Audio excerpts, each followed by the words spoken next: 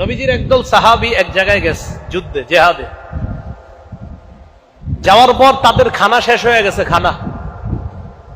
খানা শেষ হয়ে যাওয়ার পর এমন অবস্থা হয়েছে, মুসাফির মানুষ, খাবার নাই। পাশে খ্রিস্টান পল্লী আছে, তাদেরকে গিয়ে বললেন যে আমাদের একটু খাবার দাবারের ব্যবস্থা করা যাবে কিনা।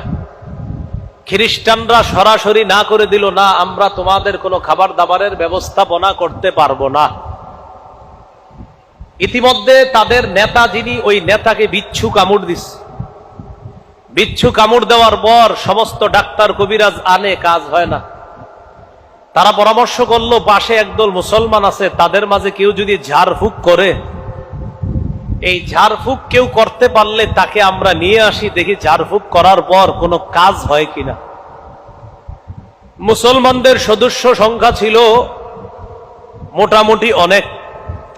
তো মুসলমানদের কাছে গেছে, যাওয়ার পর ওই যে যারা মুসলমানদেরকে খাবার দিতে চায় নাই, তাদের এক প্রতিনিধি দল মুসলমানদের আমির সাহেবের কাছে গিয়ে বলে, আফিকুম রাকিন, তোমাদের মাঝে কি ঝাড়ফুঁক করতে পারো, কেউ আসো?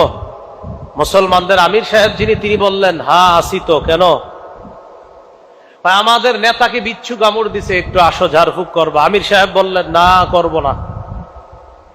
কি বললেন? করব না। কেন? খাওয়ান দিছো?